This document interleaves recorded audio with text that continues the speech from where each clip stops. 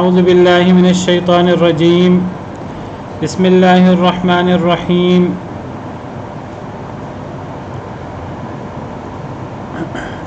یا اہل الکتاب لم تلبسون الحق بالباطل وتکتمون الحق وانتم تعلمون، اے اہل کتاب کیوں تم خلط ملط کرتے ہو حق کو باطل کے ساتھ، وتکتمون الحق اور کیوں تم چھپاتے ہو حق کو، وانتم تعلمون اس حال میں کہ تم جانتے ہو۔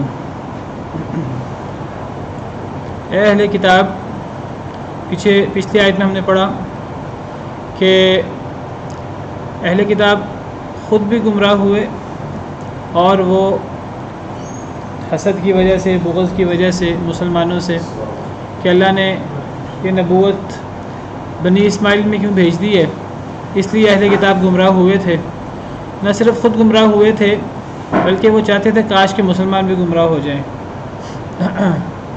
اور پیچھے ہم نے پڑھا پچھلی آیت میں کہ اللہ تعالیٰ نے فرمایا اے اہل کتاب تم اللہ کی آیتوں کا انکار کیوں کرتے ہو اس حال میں کہ تم جانتے ہو، تم گواہ ہو۔ تو اہل کتاب جو ہے وہ جانتے بوجھتے اللہ کی آیتوں کا انکار کرتے تھے۔ جانتے بوجھتے سے مراد یہ ہے کہ وہ نبی کریم صلی اللہ علیہ وسلم کو، قرآن کریم کو ایسے پہچانتے تھے جس طرح اپنے بیٹوں کو پہچانتے تھے، دل سے اندر سے انہیں یقین تھا کہ یہ حق ہے، لیکن وہ صرف اپنے حسد اور بغض کی وجہ سے ایمان نہ لائے۔ نہ صرف خود ایمان نہ لائے بلکہ مسلمانوں کو بھی گمراہ کرنے کی ہر ممکن کوشش کرتے رہتے تھے۔ تو اللہ تعالیٰ فرماتے ہیں اے اہل کتاب کیوں تم اللہ کی آیتوں کا انکار کرتے ہو، اور یہاں فرمایا اے اہل کتاب کیوں تم حق کو باطل کے ساتھ خلط ملط کرتے ہو۔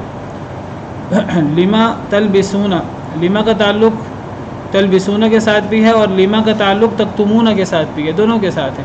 اور لما اصل میں لما ہے، لام زیر لی لیے، اور ما میم الف ما ہے، اصل میں الف گرا ہوا ہے اس کا، تو یہ اصل میں ما کیا کس، تو لما یعنی کس لیے، کیوں۔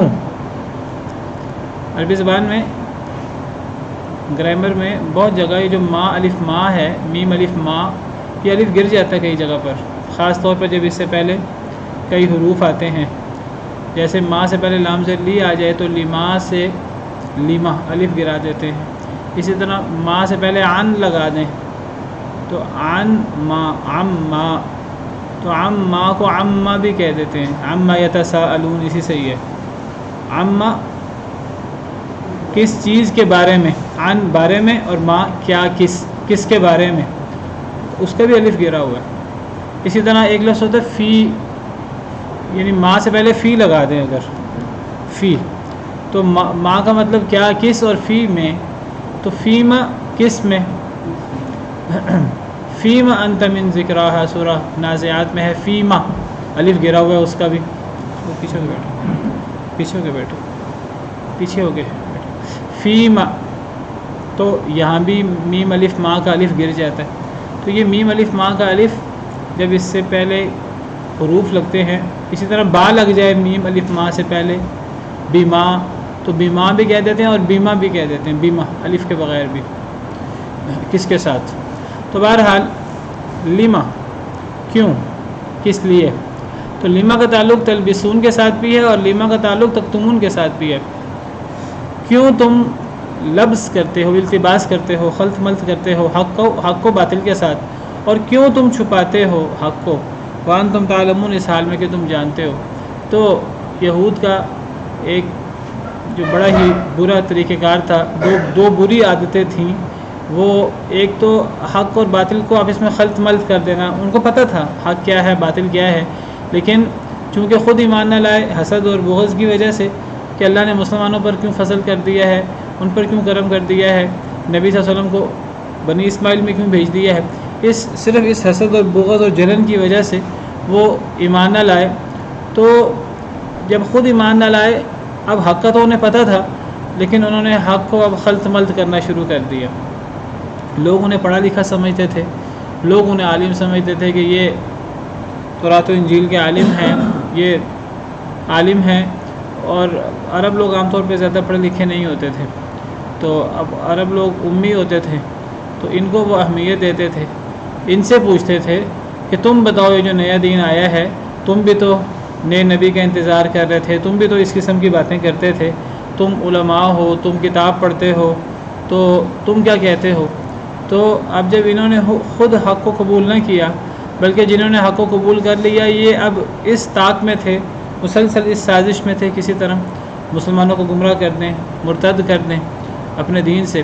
تو جب یہ مسلمانوں کو گمراہ کرنے کی کوشش کرتے رہتے تھے، تو جو لوگ مسلمان ہونے کی کوشش کرتے تھے، ان سے سوال کرتے تھے، انہیں تو انہوں نے گمراہ کرنا ہی تھا۔ تو یہ کیا کرتے تھے، یہ ان کے سامنے التباس کر دیتے تھے، ان کے سامنے صحیح بات نہیں کرتے تھے۔ خود انہیں پتہ تھا صحیح بات کیا ہے، خود انہیں پتہ بھی تھا، لیکن انہوں نے صحیح بات کو جانتے بوجھتے گواہ تھے اس پر صحیح بات کیا انہوں نے قبول نہ کیا، تو دوسروں کے سامنے بات کو ہی توڑ موڑ کر پیش کرتے تھے۔ تو یہ ان کا بہت بڑا جرم تھا، حق اور باطل کو خلط ملط کرنا۔ ان سے پوچھا جاتا، ان سے قریش یا مدینہ کے جو لوگ تھے مسلمان ہونے سے پہلے، وہ پوچھتے تھے کہ کون زیادہ حق پر ہے، ہم لوگ زیادہ حق پر ہیں، ہم لوگ صحیح ہیں، یا یہ جو نیا دین آیا ہے تو یہ حق پر ہے؟ تو وہ یہودی کہتے تھے کہ تم لوگ زیادہ حق پر ہو، کفار کو کہتے تھے کہ تم حق پر ہو، تمہیں اپنے آپ کو تبدیل کرنے کی اور تمہیں نیا مذہب اختیار کرنے کی ضرورت نہیں ہے۔ وَيَقُولُونَ لِلَّذِينَ كَفَرُوا هَؤُلَاءِ أَهْدَىٰ مِنَ الَّذِينَ آمَنُوا سَبِيلًا۔ اللہ تعالیٰ نے ذکر کیا سورہ نساء میں کہ یہود کافروں سے کہتے ہیں، وَيَقُولُونَ لِلَّذِينَ كَفَرُوا هَؤُلَاءِ أَهْدَىٰ، کافروں کے بارے میں کہتے ہیں هَؤُلَاءِ أَهْدَىٰ مِنَ الَّذِينَ آمَنُوا، یہ ایمان والوں سے زیادہ ہدایت یافتہ ہیں، سبیلا رستے کے اعتبار سے۔ تو یہ یہود نے خلط ملط کیا ہوا تھا حق و باطل کے ساتھ۔ وَتَكْتُمُونَ الْحَقَّ، کیوں تم چھپاتے ہو حق کو؟ وہ حق کو چھپا بھی لیتے تھے۔ ایک تو حق کوئی بات لوگوں کے سامنے ظاہر ہو جاتی، تعویلیں کر کے اسے خلط ملط کر دیتے، اسے جو ہے وہ اس میں شک و شبہ ڈالنے کی کوشش کرتے، اور جو بات ظاہر نہ ہوتی اسے ویسے ہی چھپائے رکھتے تھے۔ بہت سی نشانیوں کا، نبی صلی اللہ علیہ وسلم کی نشانیاں، قرآن کریم کی نشانیاں، صحابہ کرام کی نشانیاں میں کئی دفعہ ذکر کر چکا ہوں، انہیں پتہ ہوتا تھا، یہ بیان ہی نہیں کرتے تھے۔ اور جو کوئی چیز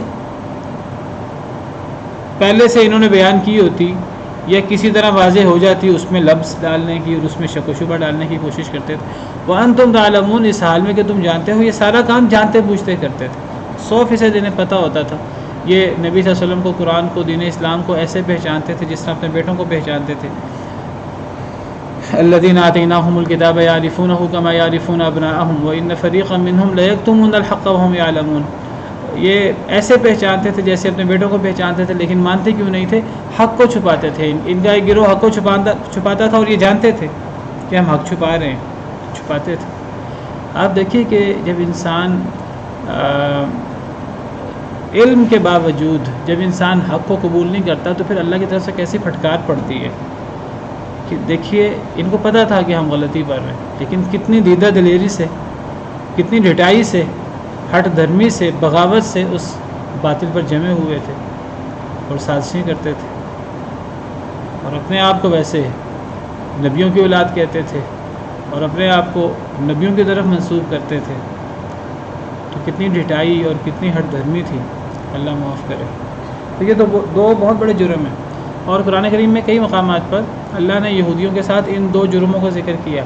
ایک کہ حق کو چھپانا، حق واضح نہ ہو، حق سامنے ہی نہ آئے، اور اگر آ جائے سامنے اس کو خلط ملط کر دینا۔ پہلے پارے میں بھی اللہ تعالیٰ نے یہود کے یہی دو جرم بیان کیے ہیں۔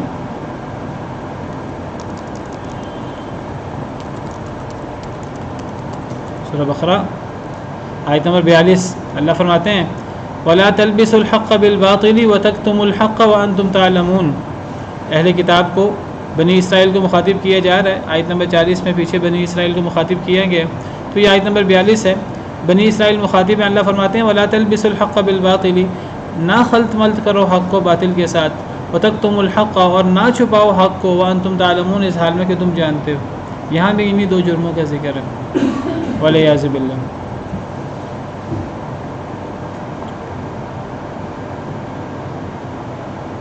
اور ان لوگوں میں سے اکثر تو یہود کا اور عیسائیوں کی یہ صورتحال تھی اور ان میں سے جو چھپاتا نہیں تھا، جو خلط ملط نہیں کرتا تھا، چاہے وہ یہود میں سے ہی کیوں نہ ہو، عیسائیوں میں سے ہی کیوں نہ ہو، اور وہ حق تلاش کرنے کے لیے جب غور کرتا تھا تو اسے اللہ کی طرف سے ہدایت مل جاتی تھی۔ کئی یہودی مسلمان ہوئے، کئی عیسائی مسلمان ہوئے، لیکن جو جانتے بوجھتے حق کو چھپاتا تھا اور حق اور باطل کو خلط ملط کرتا تھا، پھر اسے اللہ کی طرف سے کیسے ہدایت ملتی؟ پھر اس پر تو گویا کہ مہر لگ گئی۔ اکثر بہت سے علماء بیان کرتے ہیں کہ یہاں اہل کتاب سارے کے سارے مراد ہیں، یہود اور نصارہ، لیکن بہت سے علماء کی رائے یہ ہے کہ یہاں خاص طور پہ یہود مراد ہیں، چونکہ یہ صورت بھی ویسے مدنی ہے، اگرچہ یہ نصارہ کے ضمن میں اتری وفد بنی نجران کے متعلق، لیکن مدینہ منورہ میں زیادہ عیسائی آباد نہیں تھے، مدینہ منورہ میں زیادہ یہودی آباد تھے، خاص طور پہ یہودیوں کے 3 قبیلے، بنو نذیر، بنو قینقاع اور بنو قریظہ۔ تو بہت سے علماء کے نزدیک یہ خاص یہودیوں کا وصف ہے، بعض نے اس وصف کو یہودیوں عیسائیوں دونوں کی طرف منسوب کیا ہے۔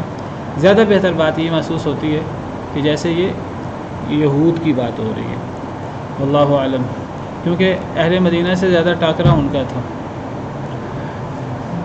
وقالت طائفة من أهل الكتاب آمنوا بالذي أنزل على الذين آمنوا وجه النهار واكفروا آخره لعلهم يرجعون، اور کہا ایک جماعت نے اہل کتاب سے، آمنوا ایمان لے آؤ، بالذی ساتھ اس کے، انزل جو نازل کیا گیا، علی الذین آمنوا ان لوگوں پر جو ایمان لائے، وجہ النہاری دن کے وقت، دن کے شروع میں، واکفروا آخرہ اور کفر کر دو آخرہ دن کے آخری حصے میں، لعلہم یرجعون تاکہ وہ بھی لوٹ آئیں۔ اہل کتاب کی ایک جماعت نے یہ بھی کہا، آپس میں ایک دوسرے سے سازشیں کی، میٹنگز کی، مشورہ کیا، ایک دوسرے سے کیا کہا کہ ایمان لے آؤ ساتھ اس کے جو نازل کیا گیا ان لوگوں پر جو ایمان لائے، ایمان والوں پر جو نازل کیا گیا ہے قرآن کریم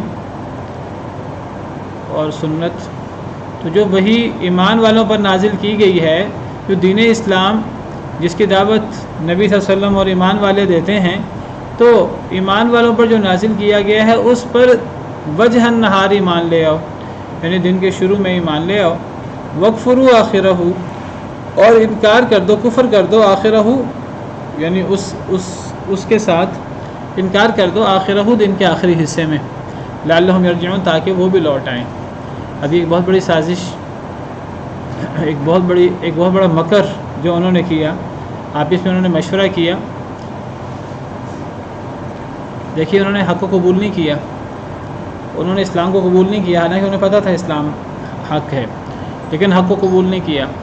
لیکن وہ ایسے ہٹ درم تھے اور ایسے ڈھیٹ تھے، نہ خود حق کو قبول کیا، بلکہ جو لوگ حق کو قبول کرنے کی طرف مائل ہو رہے تھے تو وہ ان کو بھی انہوں نے سازشیں کی کہ وہ لوگ بھی حق کی طرف مائل نہ ہوں، اور جو حق قبول کر چکے تھے ان کی کوشش یہ تھی کاش وہ مرتد ہو جائیں، کاش کہ وہ گمراہ ہو جائیں۔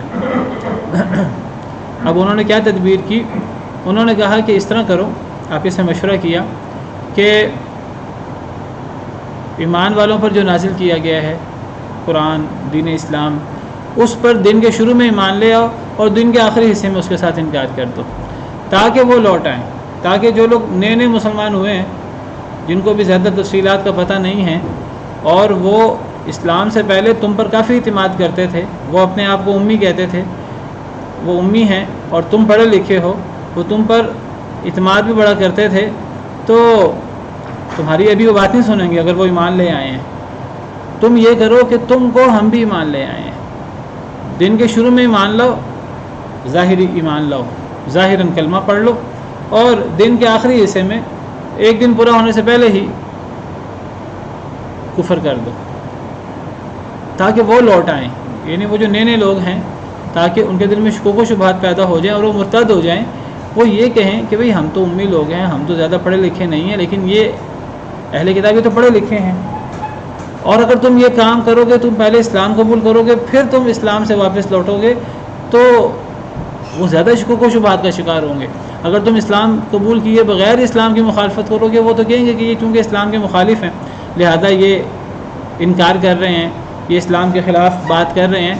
تم اسلام لانے کے بعد ظاہراً اسلام لاؤ، اسلام لانے کے بعد تم شام ہونے سے پہلے مرتد ہو جانا، تو یہ کہیں گے دیکھو یہ تو پڑھے لکھے لوگ ہیں، تو یہ اسلام لائے ہیں، اور اسلام لانے کے بعد ان کو اسلام میں کوئی ایسی بڑی بڑی خرابیاں نظر آئی ہیں کہ اسلام قبول کرنے کے بعد انہوں نے اسلام کو چھوڑ دیا ہے. تو وہ شکوک و شبہات کا شکار ہو جائیں گے، اور شکوک و شبہات کا شکار ہو کر وہ بھی اپنے دین کو چھوڑ دیں گے تمہارے پیچھے لگ کر. یہ نئے مسلمانوں کے بارے میں انہوں نے یہ ایک سازش، بہت بڑی سازش، بہت بڑا مکر ہے جو انہوں نے تیار کیا. آپ دیکھیے کہ اصل میں جو بندہ مرتد ہوتا ہے تو مرتد شخص در حقیقت وہ صرف مرتد نہیں ہوتا، وہ صرف اسلام قبول کر کے اسلام کو چھوڑتا نہیں ہے، بلکہ وہ اسلام پر الزام لگاتا ہے. وہ اسلام کے خلاف ایک بہت بڑی سازش رچاتا ہے، اور وہ سازش جو یعنی یہودی بہت بڑے سازشی ہیں اور بڑی گہری سازش ان کی ہوتی ہے. اصل میں یہ ارتداد یہ بہت بڑی گہری سازش بن جاتی ہے. کوئی باقاعدہ مکر کر کے تدبیر کر کے یہ سازش کرے، جیسے انہوں نے تدبیر کر کے یہ سازش کی، یا کوئی تدبیر کیے بغیر یہ سازش کرے، اس کا امپیکٹ، اس کا اثر لوگوں پر ایسے پڑتا ہے. لوگ شکوک و شبہات کا شکار ہوتے ہیں، اور لوگ سمجھتے ہیں کہ فلاں شخص نے اسلام قبول کرنے کے بعد اسلام کو کیوں چھوڑ دیا ہے. ایک بندہ مسلمان نہیں ہے، اسلام قبول کیا ہی نہیں ہے، تو اس کے بارے میں اتنا شکوک و شبہات پیدا نہیں ہوگا کہ بھئی اس نے تو اسلام قبول کیا ہی نہیں، یہ تو ہے ہی مخالف، یہ تو اس لیے اسلام کی مخالفت کر رہا ہے.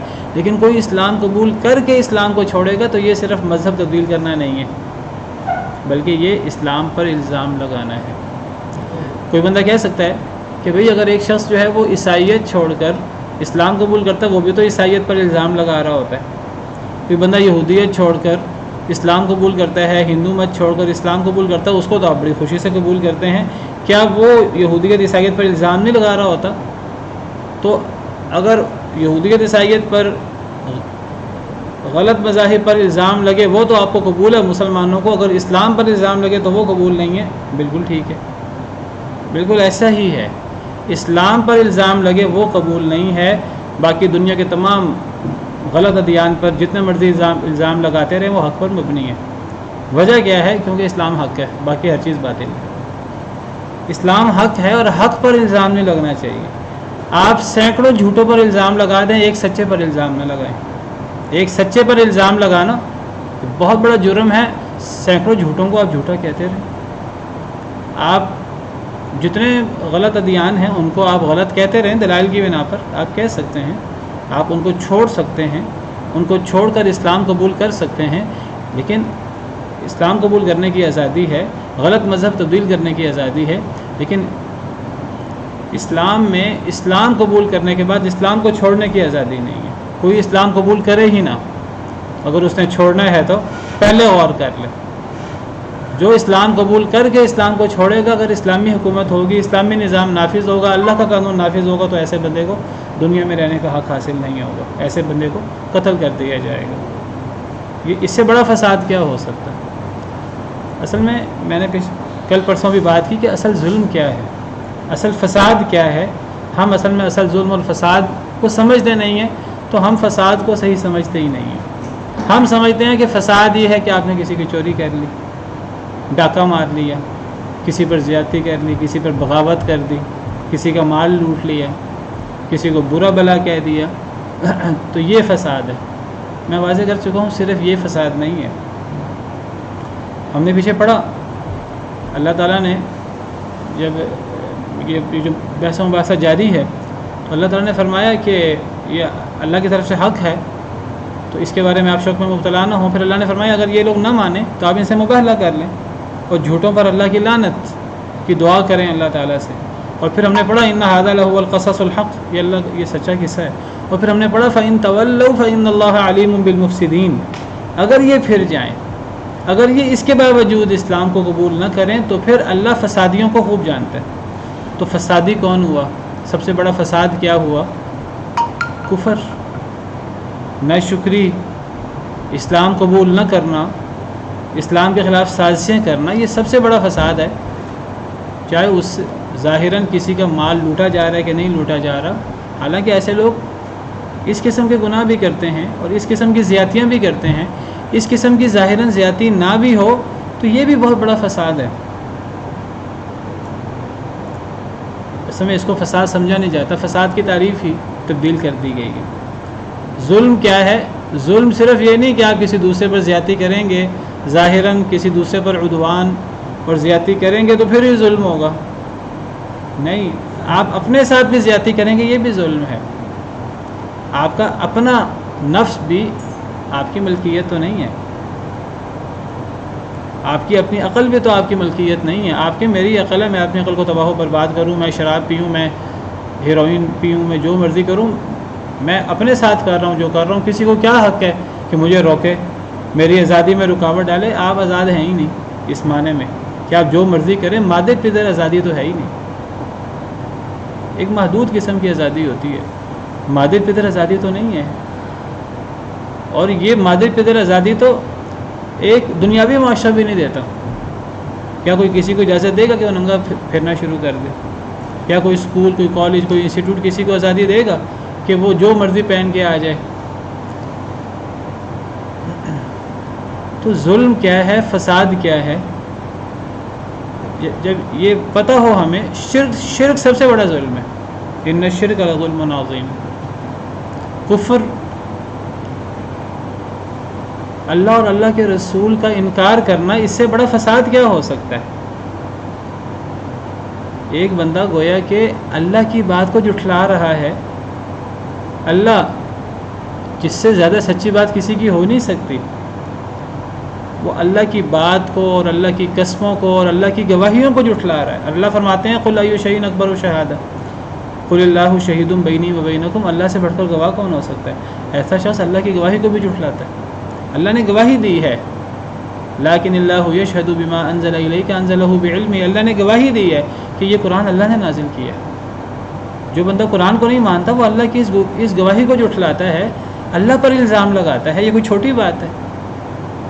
ایک بندہ نبی صلی اللہ علیہ وسلم کو نبی تسلیم نہیں کرتا، وہ نبی صلی اللہ علیہ وسلم کو نعوذ باللہ منہ سے نہ کہ جھوٹا کہہ رہا ہے.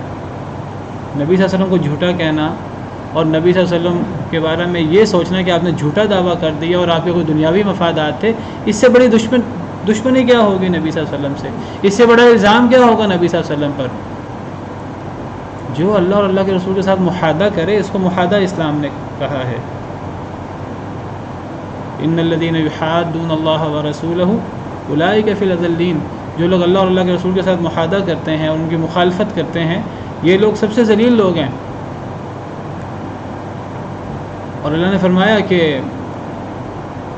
لا تجد قوما یؤمنون باللہ والیوم الآخر یوادون من حاد اللہ ورسولہ ولو کانوا آباءهم وابناءهم واخوانهم وعشیرتهم. کہ جو اللہ پر ایمان لاتا ہے، آخرت پر ایمان لاتا ہے، وہ ان لوگوں سے جو اللہ اور اللہ کے رسول سے محادہ کرتے ہیں، وہ ان سے محبت کر ہی نہیں سکتے. یہ کیسے ممکن ہے کہ ایک شخص اللہ پر اور آخرت پر ایمان لاتا ہو، پھر وہ ان لوگوں سے محبت کا دعویٰ کرے جو اللہ اور اللہ کے رسول کی اس قسم کی مخالفت کرتے ہیں، چاہے وہ ان کے باپ کیوں نہ ہوں، چاہے وہ ان کے بیٹے کیوں نہ ہوں، چاہے وہ ان کے رشتہ دار کیوں نہ ہوں. اور جن کا یہ رویہ ہوتا ہے کہ وہ اللہ اور اللہ کے رسول کی مخالفت کرنے والوں سے محبت نہیں کر سکتے دلی، اللہ فرماتے ہیں اولئک کتب فی قلوبہم الایمان. اللہ نے ان لوگوں کے دل میں ایمان کو لکھ دیا ہے. تو اللہ اور اللہ کے رسول کا، قرآن کا انکار کرنا یہ چھوٹی چیز نہیں ہے. اس سے بڑا فساد، اس سے بڑا ظلم، اس سے بڑی بے انصافی، اس سے بڑا آپ سمجھیے کہ حق اور انصاف کا قتل کیا ہوگا. تو اس سے بڑا ظلم کوئی نہیں ہے، اس سے بڑا فساد کوئی نہیں ہے. تو اسلام قبول کرنے کے بعد اسلام سے پھر جانا، اس سے بڑا فساد کیا ہے؟ یہ تو باقاعدہ علی الاعلان اسلام پر حملہ کیا جا رہا ہے اور اسلام کو گالی دی جا رہی ہے اور اسلام کو برا بھلا کہا جا رہا ہے. ہاں، آپ کسی دوسرے مذہب کو برا کہیں، غلط کہیں، ٹھیک ہے، وہ ہے ہی غلط. ایک مجرم کو آپ مجرم کہیں، ایک قاتل کو آپ قاتل کہیں، کہہ سکتے ہیں. ایک بری شخص کو قاتل کہیں، یہ جرم ہے. ایک جھوٹے کو جھوٹا کہیں، بالکل کہہ سکتے ہیں. ایک سچے کو جھوٹا کہنا جرم ہے. یہ بات سمجھنے والی ہے. اصل میں چیزوں کو ہمیں حق اور باطل کے تناظر میں دیکھیں گے تو سمجھ آئے گی. اگر آپ باطل کو بھی آپ کہیں کہ جس طرح حق کو کہنے کی اجازت ہونی چاہیے باطل کو بھی کہنے کی اجازت ہونی چاہیے, حق اور باطل کو ایک کٹہرے میں کیسے کھڑا کیا جا سکتا ہے؟ مسئلے تب پیدا ہوتے ہیں جب حق اور باطل کو آپ خلط ملط کر دیں. یہ اصل میں حق اور باطل کو خلط ملط کرنا ہے. بھئی اگر کسی کو یہودیت چھوڑ کر اسلام قبول کرنے کی اجازت ہے تو اسلام چھوڑ کر یہودیت قبول کرنے کی اجازت بھی ہونی چاہیے. اور یہی دلیل جو ہے وہ اگر ہم جو ہیں وہ یورپ میں مسجد تعمیر کر سکتے ہیں تو پھر وہ لوگ بھی ہمارے ہاں جو ہے وہ مندر تعمیر کر سکتے ہیں. اور اس قسم کے دلائل پھر لوگ دیتے ہیں لا علمی کی بنا پر. دیکھیے اللہ تعالیٰ نے اجازت دی ہے کہ ایک کافر رہ سکتا ہے, اس کو اسلام قبول کرنے کے لیے یہ پابندی نہیں لگائی جا سکتی, اس کو موت کی دھمکی دے کر اس سے جو ہے وہ اسلام زبردستی قبول نہیں کرایا جا سکتا. لیکن ایک بات کی پابندی کرانی ہوگی کہ کوئی شخص اسلام قبول کر کے اسلام کو گالی دیتے ہوئے اسلام سے مرتد نہیں ہو سکتا, اسلام پر الزام لگاتے ہوئے اسلام سے مرتد نہیں ہو سکتا. اسلام سے مرتد ہونا یہ اتنی بڑی سازش ہے جو یہودیوں نے کی, اور اس سے پتہ لگتا ہے کہ یہ کتنی بڑی سازش ہے. تو لا اکراہ فی الدین, دین میں کوئی جبر نہیں ہے. کچھ لوگ یہ آیتیں پیش کر کے لوگ کہتے ہیں جی کیا حرج ہے, اور کئی لوگ عجیب, اللہ معاف کرے, مسلمان ہوتے ہوئے اللہ اور رسول پر ایمان لانے کا دعویٰ کرتے ہوئے مرتد کی سزا جو اللہ اور اللہ کے رسول نے مقرر کی ہے اس پر اعتراض کرتے ہیں, کہتے ہیں یہ سزا انصاف کے مطابق نہیں ہے. کئی مسلمان, اللہ معاف کرے, نبی صلی اللہ علیہ وسلم کی صحیح حدیث آپ نے فرمایا صحیح بخاری وغیرہ کی من بدل دینہ فاقتلوہ, دین اسلام مراد ہے, جو اپنے دین کو بدل دے اسے قتل کر دو. دین اسلام کو بدلنا جائز نہیں ہے, کوئی اور دین چھوڑ کر اسلام قبول کیا جا سکتا ہے, اور اس کی میں نے وجہ بیان کر دی ہے آپ کو. یہ بالکل ایسے ہے جیسے آپ کسی سچے کو جھوٹا کہیں, وہ آگے سے کہ آپ نے جو ہے نا وہ مجھے جھوٹا کیوں کہا ہے, تو آپ کہیں کہ دیکھیں میں جھوٹے کو بھی تو جھوٹا کہتا ہوں. تو جس طرح مجھے جھوٹے کو جھوٹا کہنے کی اجازت ہے اس طرح مجھے سچے کو بھی جھوٹا کہنے کی آزادی ہونی چاہیے. نہیں, آپ جھوٹے کو تو جھوٹا کہہ سکتے ہیں, سچے کو جھوٹا کہنے کی آپ کو آزادی حاصل نہیں ہے. تو بہرحال یہ یہودیوں کی سازش ہے. تو یہودیوں نے کہا, آپس میں مشورہ کیا کہ صبح کو جو ایمان والوں پر نازل ہوا ہے دین اسلام, اس پر ایمان لے آؤ دن کے شروع میں, اور دن کے آخری حصے میں اس سے انکار کر دو تاکہ یہ پلٹ آئیں, تمہارے اس عمل سے یہ پلٹ آئیں گے, یہ شکوک و شبہات کا شکار ہو جائیں گے. وَلَا تُؤْمِنُوا إِلَّا لِمَنْ تَبِعَ دِينَكُمْ, اور نہ تم ایمان لاؤ, نہ تم یقین کرو, الا مگر لمن تبع دینکم, صرف اس کے لیے جو تمہارے دین کی پیروی کرتا ہے.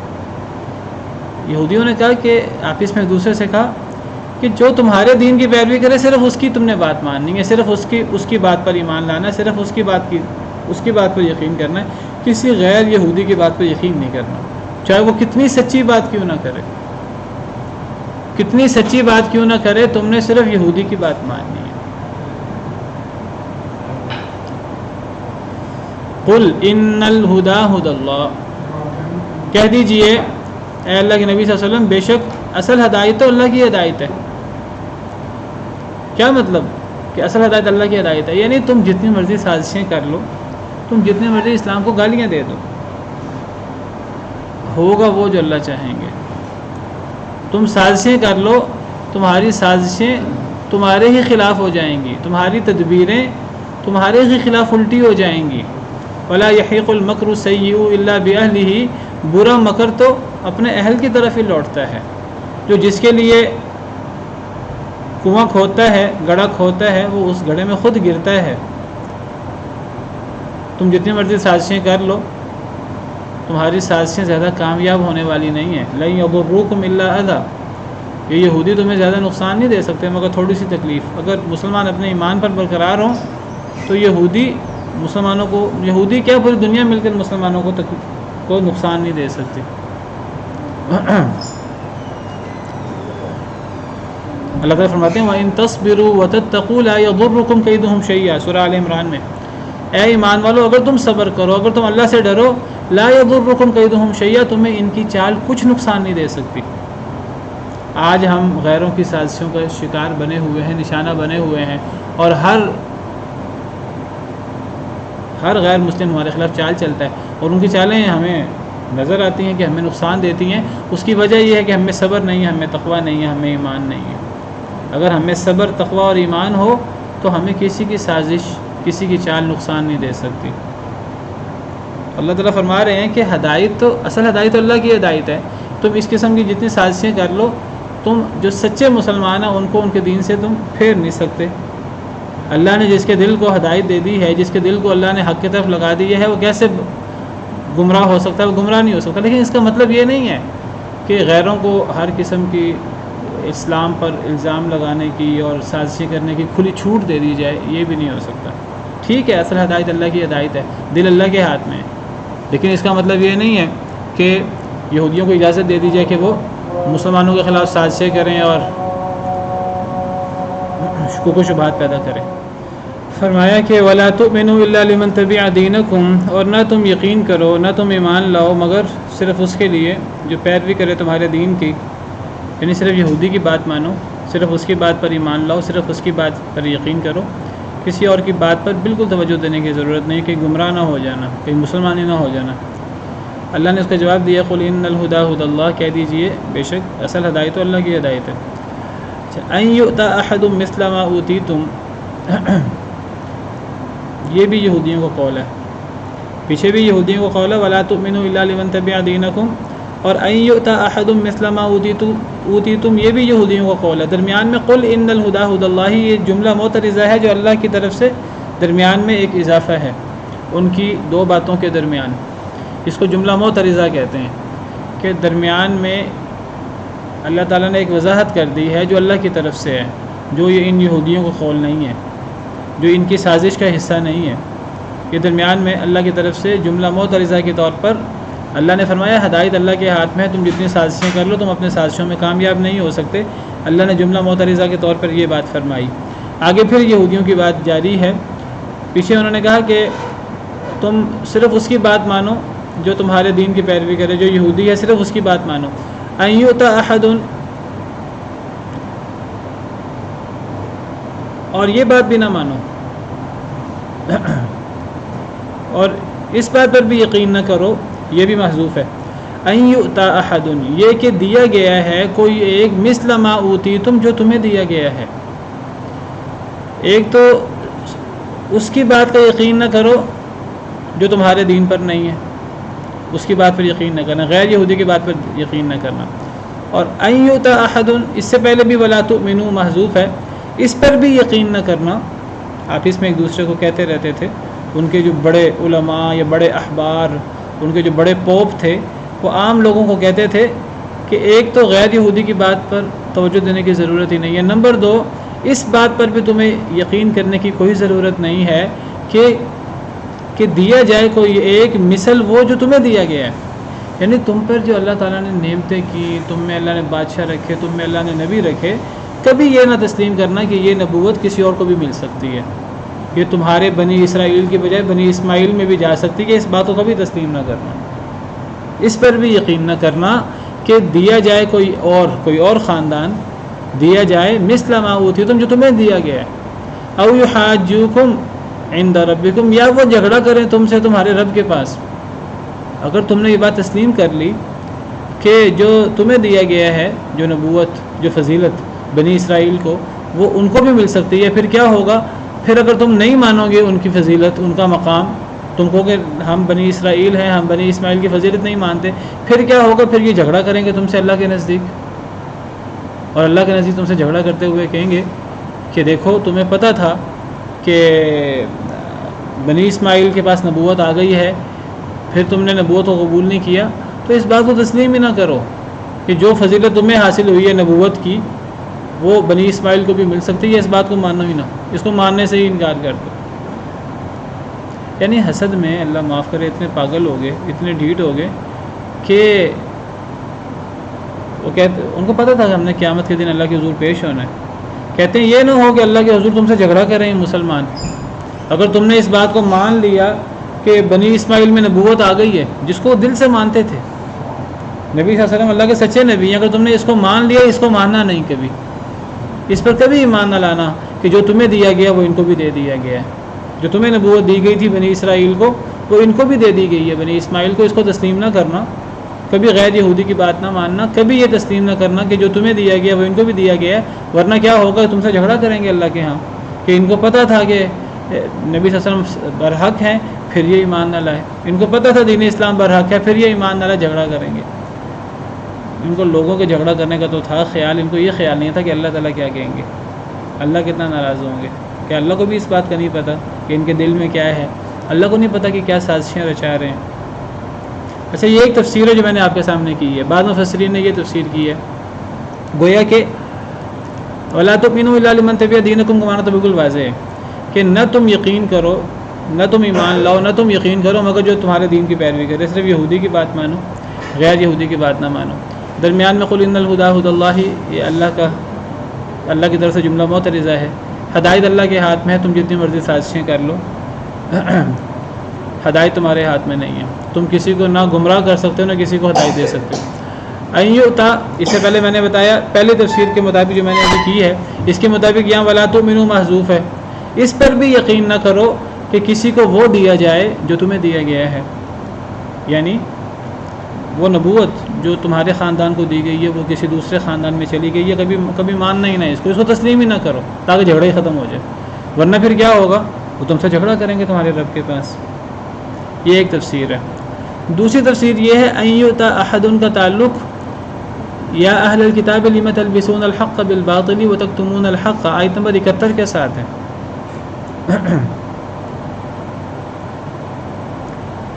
یعنی جو پچھلی آیت میں انہیں کہا گیا ہے کہ یہ حق اور باطل میں خلط ملط کرتے ہیں اور یہ حق کو چھپاتے ہیں، گویا کہ یہاں انہیں کہا جا رہا ہے کہ تم حق اور باطل کو خلط ملط کیوں کرتے ہو، تم حق کو کیوں چھپاتے ہو، اس لیے چھپاتے ہو ان یؤتی احد مثل ما اوتیتم، کہ اگر تم حق اور باطل میں خلط ملط نہیں کرو گے، حق کو نہیں چھپاؤ گے تو دے دیا جائے کوئی ایک اس کی مثل جو تمہیں دیا گیا ہے۔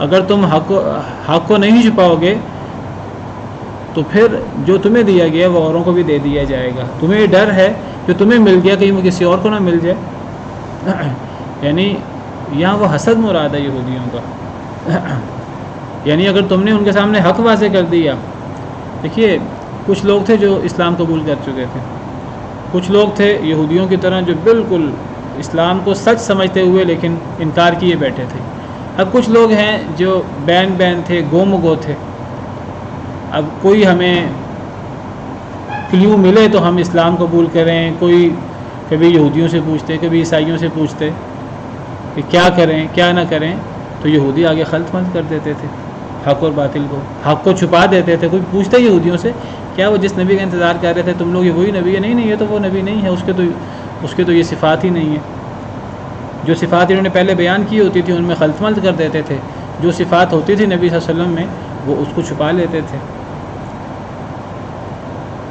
تو گویا کہ دوسری تفسیر کے مطابق ایوتا کا تعلق یہ حق اور باطل کو چھپانے سے، حق اور باطل کو خلط ملط کرنے سے اور حق کو چھپانے سے ہے کہ تم یہ التباس اس لیے ڈالتے ہو، حق کو اس لیے چھپاتے ہو حسد کرتے ہوئے کہ یہ نہ ہو کہ جو اللہ نے تمہیں انعام دیا اور تمہیں جو اللہ نے فضیلت دی وہ فضیلت کسی اور قوم کو نہ مل جائے۔ او یحاجوکم عند ربکم، یا وہ جھگڑا کریں تم سے تمہارے رب کے پاس۔ قل ان الفضل بید اللہ یؤتیہ من یشاء، اے اللہ کے نبی صلی اللہ علیہ وسلم آپ فرما دیجئے ان الفضل، بے شک فضل تو اللہ کے ہاتھ میں ہے، یؤتیہ من یشاء، وہ جس کو وہ دے دیتا ہے وہ فضل جس کو چاہتا ہے، اللہ کے ہاتھ میں فضل ہے، اللہ جس کو چاہے فضل دے دے، اللہ جس کو چاہے جس خاندان میں چاہے نبوت دے دے۔ اللہ نے ایک وقت میں بنی اسرائیل کو مقام دیا، اب اللہ کی مرضی ہے اللہ وہ مقام بنی اسماعیل کو دے دے۔ اصل میں اصل حسد تو اصل بغض تو یہودیوں کو یہی تھا، ام یحسدون الناس علی ما آتاہم اللہ من فضل، اللہ نے اس کا جواب دیا ہے کہ اللہ تمہاری ان باتوں کا پابند نہیں ہے، فضل اللہ کے ہاتھ میں ہے، اللہ جس کو چاہے فضل دے دے۔ واللہ واسع علیم، اور اللہ تعالیٰ بہت وسعت والے ہیں، بہت جاننے والے ہیں. اللہ تو بہت وسعت والے ہیں، اللہ کا فضل بہت وسیع ہے، اور اللہ جانتے ہیں کہ میں نے اپنا فضل کس کو دینا ہے. یختص برحمتہ من یشاء، اللہ خاص کر لیتے ہیں اپنی رحمت کے ساتھ جس کو چاہتے ہیں. اللہ جس کو چاہیں خاص اپنی رحمت دے دیں. پہلے اللہ نے توپن کی ہوئی تھی، اب اللہ تعالیٰ بنی اسماعیل پر کر رہے، تو اللہ کے لیے کیا مشکل ہے. واللہ ذو الفضل العظیم، اور اللہ تعالیٰ بہت فضل والے ہیں. ومن اہل الکتاب من ان تأمنہ بقنطار یؤدیہ الیک، اور اہل کتاب میں سے وہ بھی ہے اگر آپ امین بنائیں اسے، بقنطار ایک خزانے کا، یؤدیہ الیک وہ ادا کر دے گا اسے آپ کی طرف. ومنہم اور ان میں سے من وہ بھی ہے، ان تأمنہ اگر آپ امین بنائیں اسے، امین بنائیں امانت دیں، قرض دیں، اگر آپ امین بنائیں اسے، بدینار ایک دینار، لا یؤدیہ الیک وہ نہیں ادا کرے گا اس ایک دینار کو بھی الیک آپ کی طرف، الا ما دمت علیہ قائما مگر یہ کہ آپ اس کے سر پر کھڑے ہو جائیں، مگر یہ کہ آپ ہمیشہ رہیں اس کے اوپر کھڑے. پیچھے اللہ تعالیٰ نے اہل کتاب کے پول کھولے ہیں اور اہل کتاب کی خرابیاں بیان کی ہیں.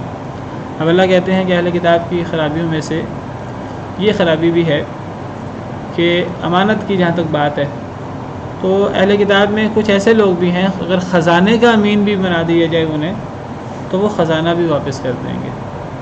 اور ان میں ایسے بھی ہیں کہ اگر ایک دینار بھی انہیں آپ دیں تو وہ ایک دینار بھی آپ کو نہیں لوٹائیں گے واپس. تھوڑی چیز بھی دے دیں وہ تھوڑی چیز بھی نہیں لوٹائیں گے، مگر آپ ان کے سر پر کھڑے رہیں، وہ مجبور ہو جائے واپس کرنے پر تو ایک الگ بات ہے، ورنہ وہ تھوڑی چیز بھی ایک دینار بھی آپ کو واپس نہ کرے.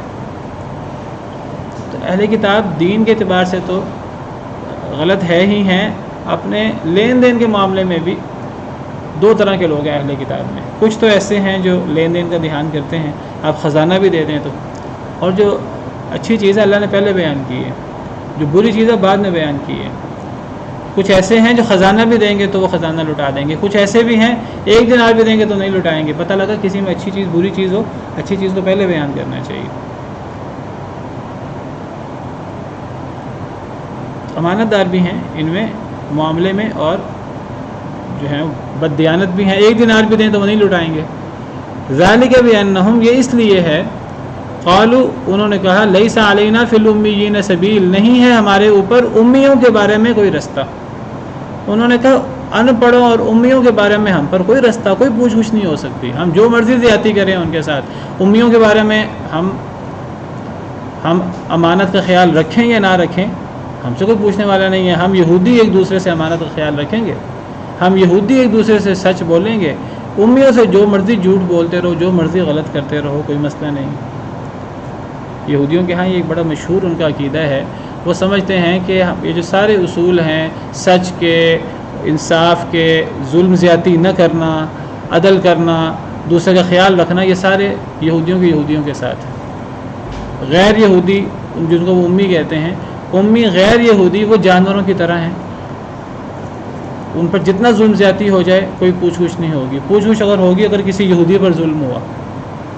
وہ کہتے تھے کہ یہ جو ایک دینار بھی آپ اسے دیں تو نہیں لٹائے گا، وہ اس لیے کہ وہ اس کو امانت سمجھتے ہی نہیں تھا. یہ ان کا عقیدہ ہے کہ امیوں کے بارے میں ہم پر کوئی بوجھ نہیں ہے. وَيَقُولُونَ عَلَى اللَّهِ الْكَذِبَ وَهُمْ يَعْلَمُونَ وہ کہتے ہیں اللہ پہ جھوٹ اور وہ جانتے ہیں یہ جھوٹ ہے ان کا. اور اللہ معاف کرے آج یہ عقیدہ بعض مسلمانوں میں بھی ہے. مسلمان سمجھتے ہیں کہ مسلمانوں کے ساتھ آپ نے اچھا معاملہ کرنا ہے، غیروں کے ساتھ آپ جو مرضی کر لیں. کچھ لوگ اس کو غیروں کے ساتھ غلط رویہ رکھنے کو درست سمجھتے ہیں ذہنی طور پر. کچھ یہاں تک کہتے ہیں کہ سود کا جو مسئلہ ہے کتنا خطرناک مسئلہ، اللہ اور رسول سے جنگ. کچھ لوگ کہتے ہیں کہ کسی حربی علاقے میں آپ سود لے سکتے ہیں، ایک مسلمان علاقے میں سود نہیں لیا جا سکتا. غامدی صاحب کا بھی یہ کہنا ہے. یہ تو یعنی یہود کا نقطہ نظر ہے کہ امیوں کے بارے میں ہم سے سوال نہیں ہوگا، ہم امیوں کے بارے میں امانت کے پابند نہیں ہیں. حالانکہ اللہ کیا کہتے ہیں، اعدلوا هو اقرب للتقوى. اللہ کیا فرماتے ہیں، ولا یجرمنکم شنآن قوم علی الا تعدلوا. کسی قوم کی دشمنی تمہیں عدل نہ کرنے پر نہ ابھارے. عدل ہمیں کرنا ہے، انصاف کرنا ہے، وہ ہماری قوم کے ساتھ ہو یا دشمن کے ساتھ ہو، دشمن کے ساتھ بھی عدل کرنا ہے. تو یہ کہنا کہ امیوں کے بارے میں ہم پر کوئی پابندی نہیں ہے، یہ تو یہود کا نقطہ نظر ہے، اور یہ اللہ پہ جھوٹ ہے، وہ اللہ پہ جھوٹ باندھتے ہیں حالانکہ وہ جانتے ہیں۔ اور اللہ کا کیا قانون ہے؟ بلا بلکہ من اوفا بعہدہ، جو پورا کرے اپنے عہد کو، واتقا اور ڈر جائے، فإن اللہ یحب المتقین، اللہ متقین سے محبت کرتا ہے۔ یہ تقویٰ کی نشانی ہے۔ آپ اپنے مسلمانوں سے، آپ اپنے دین والوں سے بھی امانت کا دھیان کریں، وعدہ کے ایفا کا دھیان کریں، دوسروں سے بھی آپ جو ہے وہ وعدہ پورا کریں، امانت کا دھیان کریں، دوسروں سے قرض لیے ہے وہ اس کو ادا کریں، تو یہ تقویٰ کی نشانی ہے۔ اللہ متقی لوگوں کو پسند کرتا ہے، چاہے وہ اپنے ہم دین کے ساتھ، ہم مسلک کے ساتھ ہو یا وہ غیر کے ساتھ ہو۔ اعدلوا هو اقرب للتقوى، عدل کرو وہ تقویٰ کے زیادہ قریب ہے۔ سبحان ربک رب العزت عما یصفون وسلام علی المرسلین والحمد للہ رب العالمین۔